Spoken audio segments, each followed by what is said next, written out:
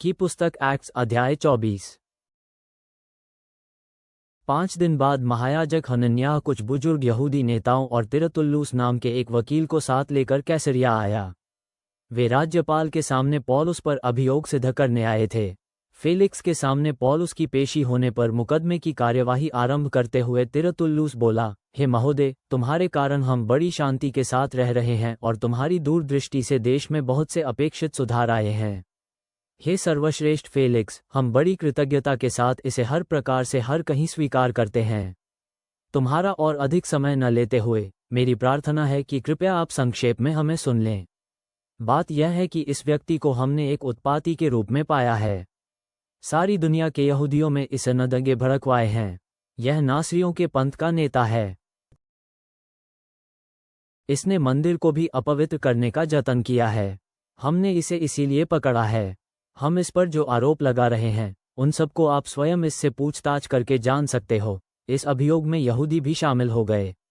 वे दृढ़ता के साथ कह रहे थे कि ये सब बातें सच हैं।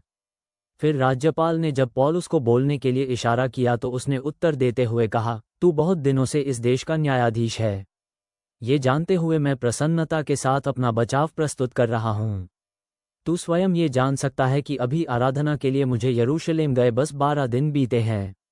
वहाँ मंदिर में मुझे न तो किसी के साथ बहस करते पाया गया है और न ही आराधनालयों या नगर में कहीं और लोगों को दंगों के लिए भड़काते हुए।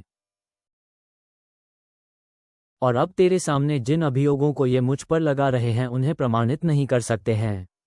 किंतु मैं तेरे सामने ये स्वीकार करता हूँ कि मैं अपने पूर्वजों के परमेश्वर की आराधना अपने पंथ के अनुसार करता हूँ, जिसे ये एक पंथ कहते हैं। मैं हर उस बात में विश्वास करता हूँ जिसे व्यवस्था बताती है और जो नबियों के ग्रंथों में लिखी है। और मैं परमेश्वर में वैसे ही भरोसा रखता हूँ जैसे स्वयं ये लोग रखते हैं कि धर्मियों और अधर्मियों दोनों का ही पुनरुत्थान होगा। इसीलिए मैं भी परमेश्वर और लोगों के समक्ष सदा अपनी अंतरात्मा को शुद्ध बनाए रखने के लिए प्रयत्न करता रहता हूँ। बरसों तक दूर रहने के बाद मैं अपने दीन जनों के लिए उपहार लेकर भेंट चढ़ाने आया था। और जब मैं ये कर ही रहा था उन्होंने मुझे मंदिर में पाया। तब मैं विधि विधान पूर्वक शुद्ध था। न वहाँ कोई भीड़ थी और न कोई अशांति। एशिया से आए कुछ यहूदी वहाँ मौजूद थे। यदि मेरे विरुद्ध उनके पास कुछ है तो उन्हें तेरे सामने उपस्थित होकर मुझ पर आरोप लगाने चाहिए।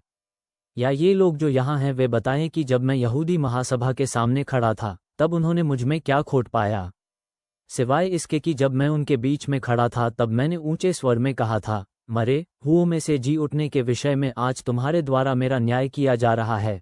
फिर फेलिक्स, जो इस पंथ की पूरी जानकारी रखता था, मुकदमे की सुनवाई को स्थगित करते हुए बोला, जब सेनानायक लुसियास आएगा मैं तभी तुम्हारे इस मुकदमे पर अपना निर्णय दूंगा। फिर उसने सूबेदार को आज्ञा दी कि थोड़ी छूट देकर पौलुस को पहरे के भीतर रखा जाए और उसके मित्रों को उसकी आवश्यकताएं पूरी करने से न रोका जाए। कुछ दिनों बाद फेलिक्स अपनी पत्नी द्रुसिला के साथ वहां आया। वो एक यहूदी महिला थी। फेलिक्स ने पौलुस को बुलवा भेजा और यीशु मसीह में विश्वास के विषय में उससे सुना। किंतु जब पौलुस ने की आत्मसंयम और आने वाले न्याय के विषय में बोल रहा था तो फेलिक्स डर गया और बोला, इस समय तू चला जा, अवसर मिलने पर मैं तुझे फिर बुलवाऊंगा। उसी समय उसे यह आशा भी थी कि पौलुस उसे कुछ धन देगा, इसीलिए फेलिक्स पौलुस को बातचीत के लिए प्रायः बुलवा भेजता था। 2 साल ऐसे बीत जाने के बाद फेलिक्स का स्थान पुरुखियुस फेस्तुस ने ग्रहण कर लिया। क्योंकि फेलिक्स यहूदियों को प्रसन्न रखना चाहता था इसीलिए उसने पौलुस को बंदी गृह में ही रहने दिया। स्वर्गीय पिता, जब हम पौलुस द्वारा झेले गए परीक्षणों पर चिंतन करते हैं तो हमें विपत्ति के बीच अटल विश्वास में पाई जाने वाली शक्ति की याद आती है। हमारी मदद करें कि हम अपनी मान्यताओं में दृढ़ रहें और आपके सुसमाचार की सच्चाई को साहस और अनुग्रह के साथ बांट सकें। हम झूठे आरोपों या संसार के दबावों से विचलित न हों, बल्कि हर कार्य में आपकी महिमा करने का प्रयास करें।